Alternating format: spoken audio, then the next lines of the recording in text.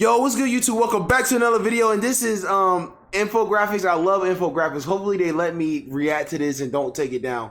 But this is how $1 billion would ruin your life. I really want to see it because I feel like if I got $1 billion, that would be like the start of my life. You know, like my life is just now getting started. Can't buy happiness. But is that really true? Imagine waking up one day as a billionaire. No boss, no bills, just yachts, mansions, and beachfront cocktails. What could possibly go wrong? Well, a lot. Because having the GDP of a small country in your bank account could absolutely wreck your life in ways you never saw coming. Find out in today's episode of The Infographics Show how $1 billion would ruin your life. One of the strangest things about getting $1 billion is that the vast majority of people have never learned or even imagined how they would spend that money. No, but like, bro, there's no way you run through that. I don't care what they say, bro. You're not running through $1 billion, bro. I understand up to 10 million. I know people could run through $10 million, up to 10 million. But like 15, 20, because like you'll run through it so much, you'll be like, bro, like, okay, I'm doing too much. But then it's like, bro, like, what would you spend it on? Like, what would you spend it on? It seems like it would go on. But they're not lying. Like, you do need to like earn the money so you know how to spend money. You need to blow through money in order to know how to spend it. Forever, right? How on earth could you spend so much money in one lifetime? Well, ask a lot of lottery winners, actors, and former athletes, because as it turns out, you can spend it really easily if you're not keeping track. $1 billion or even hundreds of millions is such an astronomical sum that a lot of people who get anything close to it start a spending spree. For example, actor Nicolas Cage earned hundreds of millions appearing in critically acclaimed movies like Raising Arizona, Moonstruck, and of course Con Air and the National Treasure series. But if you've noticed a shift in the quality of his films around the 2010s, you're not imagining things. Cage's spending was so extreme he managed to burn through his entire fortune and fast. Damn. He bought mansions, castles in Europe to renovate. If you want to build an app and have no idea how to code or where to start, check out Base 44. A private jet, even when his financial advisors told him not to, and a whole collection of Ferraris, Lamborghinis, Bentleys, and 9 Rolls-Royces. Rumors said that he had a full-time mechanic on staff to keep his fleet of luxury cars in the best condition. At one point, Cage dropped $276,000 on 2 albino king cobras. They weren't exactly friendly pets, and they spent most of their time trying to kill him. But instead of selling them, Cage went full Hollywood. He installed antidote serum on the walls of his home just in case anyone, including himself, got bitten. We're guessing most of his friends stopped coming over around that. Do you know how much antidote serum is? I'm glad they see, like at the beginning of this video, I couldn't imagine spending that much money. But I guess there's people that go out there and do dumb shit. Wow. Wow. Wow, wow, wow. That time, the party ended right around when the IRS pointed out that Cage still owed them $6.5 million, which he didn't have, and thus began the era of acting in anything for a paycheck in Cage's career. But not all once wealthy people went broke from wild hedonistic spending. Some gave it away, not out of recklessness but generosity. They poured millions into charitable causes and organizations they believed in, and in the end, they didn't lose their money, they gave it up. The problem is, you won't just spend your billions on luxuries or the causes you care about. You'll quickly find out that everyone you've ever known suddenly has an emergency that they need help with. Family, friends, neighbors, even strangers from your town. And somehow scammers have your number on speed dial. One of the saddest examples is Jack Whitaker. In 2002, he won the largest single-ticket lottery in U.S. history at the time, a $314 million Powerball jackpot in West Virginia, which would be nearly $563 million today, Oh my God. adjusted for inflation. Whitaker took a lump sum payout, and after taxes, he walked away with $113 million. He gave his cash to everyone from religious organizations to waitresses and strangers that seemed like they needed help. $23 million of his winnings alone paid for the construction of 2 new churches.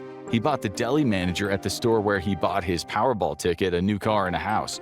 Whitaker might be one of the most generous lottery winners of all time. Unfortunately, word got around. Suddenly, people knew he was sitting on a lot of money and inundated him with requests for help. It was hard to say no when Whitaker was sitting on millions that he felt he didn't need. As he told ABC News, "Any place that I would go, they would come up. We went to a ball game, a basketball game, and we must have had 150 people come up to us, and it would be going right back to asking for money." Unfortunately, the problem didn't end with strangers asking for money. People suddenly launched endless frivolous lawsuits against his contracting firm, hoping for a payday of their own. Jack Whitaker, increasingly frustrated by all of his circumstances and everything happening around him, started suing people as well. All in all, he ended up involved in 460 legal actions, Damn. which sounds exhausting, honestly. Some of the lawsuits against him seemed deserved. 3 female casino employees accused him of assault, for one. Whitaker also had some issues with alcohol and gambling, but his vices really took off after he won an insane amount of money. He was arrested twice for driving under the influence. The effects of his win touched his family as well. Whitaker's wife left him dealing with his worsening alcoholism, gambling problems, and multiple stories of cheating. His granddaughter, Brandy Bragg, died of a drug overdose. Whitaker claimed friends had wanted her for her money and not for her good personality. Unfortunately, problems like that aren't limited to Whitaker. Once people become instantly rich, it's really hard to find out who your friends are. Sometimes, even your family members seem to change overnight. One study by Merrill Lynch found out that nearly half of multimillionaires regularly give money away to family members, including not only adult children, but siblings, parents, and even cousins. Of course, the study did point out that a lot of this was due to the generally tough economy wage-wise, but the researchers still ended up giving these multimillionaires an apt nickname, the family bank. And the problem is, it's not just your family who's going to try to relieve you of the money you made. Sometimes it can be the very people who are in charge of managing your money in the first place. There are countless stories of ultra-rich people being completely scammed by their money managers, business managers, or financial planners. See, the problem with having $1 billion is that there are a lot of moving parts to keep track of. Funds, investments, portfolios. And when people are looking after hundreds of millions or billions of dollars, the urge to dip into those funds can sometimes win out. Especially when they know that someone with billions is unlikely to notice 20 million or so going missing. Mike Tyson famously ran through a $400 million fortune by, yes, recklessly spending, but also alleged theft from his former promoter Don King. We say alleged because, well, Tyson's lawsuit against King was settled out of court, but Tyson did receive $14 million as part of that settlement, so apparently there was some merit to Tyson's claim. In the 1990s, stockbroker to the stars Dana Giacchetto worked with A-list celebrities and ultra-rich people, including Leonardo DiCaprio, Cameron Diaz, Ben Stiller, and Ben Affleck, often hanging out and partying with him in addition to handling their investments. That is, until he was arrested for stealing $10 million from his clients in 2000. He was later charged with wire fraud and then died. Lisa Marie Presley sued her financial manager, Barry Siegel, for wasting $100 million of her trust from her dad, Elvis, leaving her with just $14,000 in the account and over $500,000 in credit card debt. You may have heard of Kenneth Starr, financial advisor to Martin Scorsese, Al Pacino, and Sylvester Stallone, amongst others. Let's just say that he looked after a lot of rich celebrities. He decided to invest his clients' money into a condo for himself on the Upper East Side of Manhattan, one worth $7 million, and as you might imagine, his clients were not impressed and immediately called their lawyers, but the damage had been done. But of course, you would never hire a money manager or anything of the kind. You can just handle the money yourself or put it in the bank. The problem is, the richer you get, the harder that is to do in practice. First of all, the FDIC only insures bank deposits up to $250,000. You can go to private banks that insure more than that amount, but that all comes with a lot of extra considerations. Second, keeping your money in a bank means that you'll get almost no return on it. Inflation will make the value of your savings decrease over time. And worst of all, depositing something like $1 billion in a bank attracts a lot of attention from the government. A lot of regulatory bodies are suddenly going to be keeping a very close eye on you. Not to mention, suddenly getting a huge amount of money also attracts attention from people who would like to violently take it away from you. Jack Whitaker had hundreds of thousands of dollars stolen from his car twice. More fun. And we know what you're thinking. Why in the world would anyone keep hundreds of thousands of dollars in their car? But part of that problem with being obscenely rich is that you kind of lose a sense of what normal means anymore. For example, billionaires end up spending an obscene amount of money on things most people would call hobbies, like hundreds and hundreds of millions on them, and it's not always a healthy thing to do, because often they don't know what they're getting into. Larry Ellison, the co-founder of Oracle, likes tennis.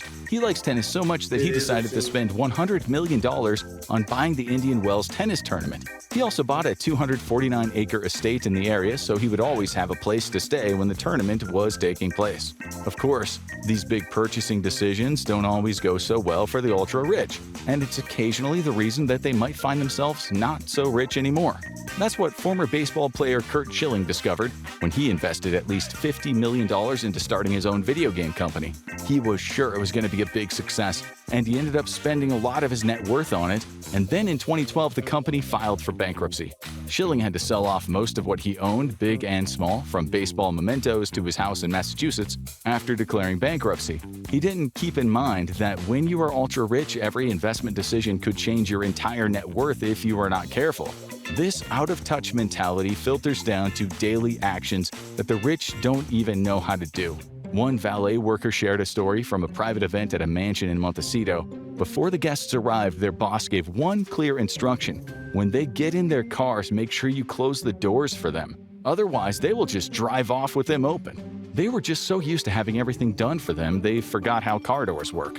And while stories like these make for funny anecdotes, who cares if you don't know how to close a car door or not? It's not going to ruin your life. Being out of touch can make you somewhat of a worse person in society. One study found that the richest 1% tend to have very different outlooks on what society needs or what should be done for people at large. For example, the majority of the general population agrees with the sentence, "The government should spend what is necessary to ensure that all children have good public schools." But amongst the richest 1%, only a third of them agreed with that statement. And this may be the direct result of their financial status. After all, if you have $1 billion, what do you care about public schools? You're sending your kid to private school, and so should everyone else. And the worst impact on your personal life might not just be from how selfish you become regarding people around you, but something else entirely: the hit your love life will take.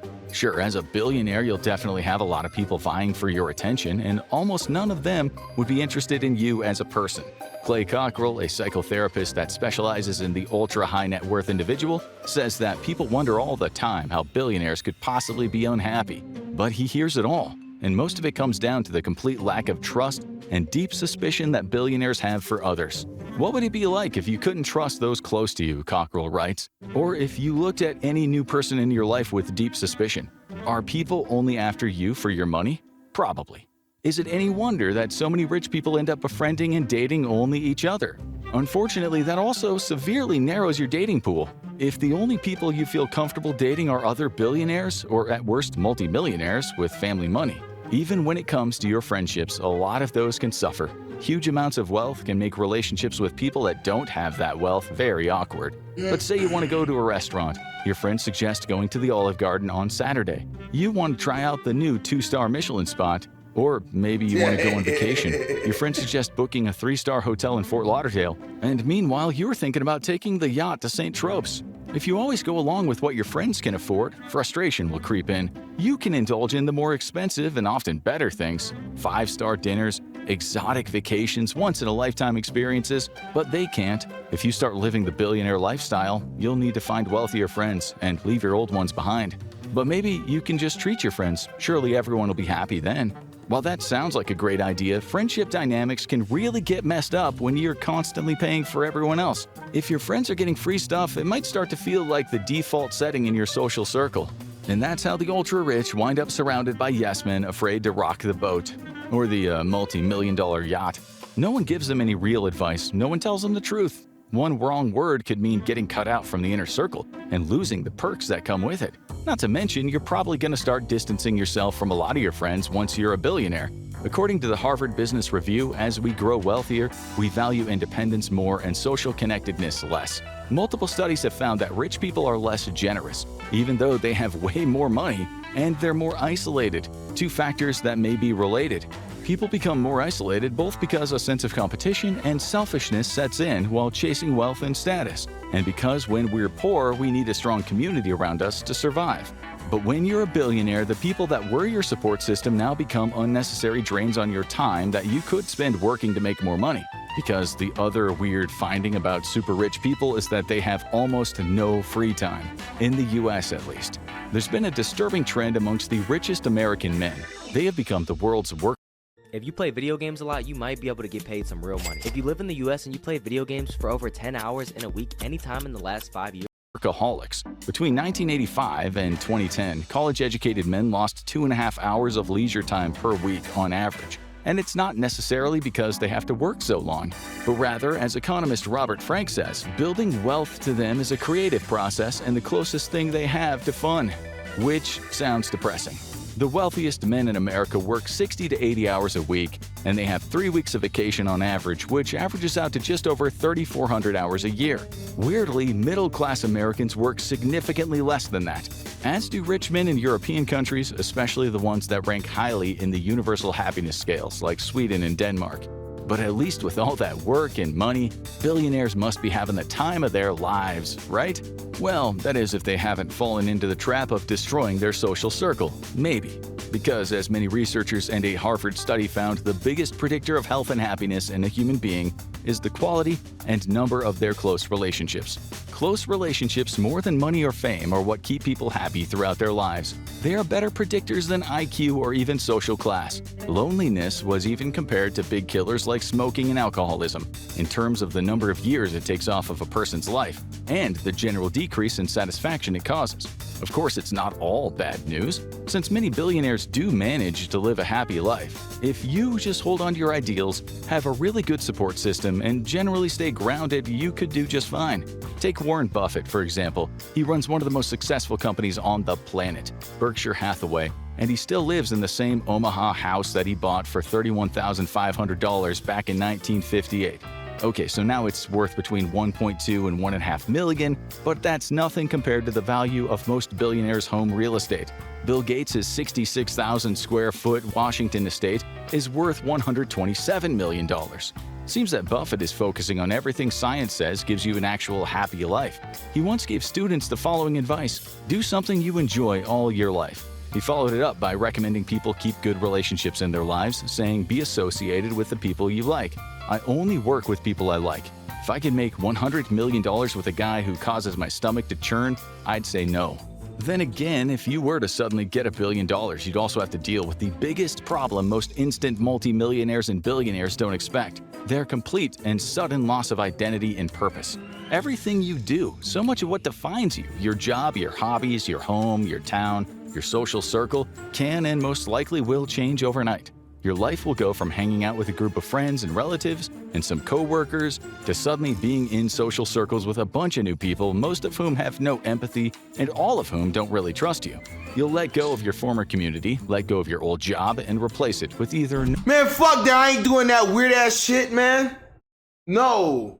I don't want to be around a whole bunch of fake ass people. I'll make content with you, but fuck all that other shit. no work at all, because why would you work? Or if you suddenly got $1 billion through some new tech company that you came up with, you'll overwork to the point of exhaustion, isolation, and depression. Not to mention you'll be instantly able to buy anything and everything you want. But it turns out that that's not so great either. Almost nothing you buy with your sudden influx of money will bring you the same happiness it once did.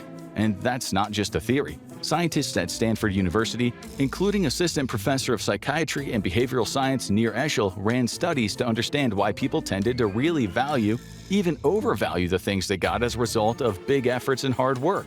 They found out that the human brain is hardwired to release high amounts of dopamine after achieving something due to hard work, rather than having it come easily.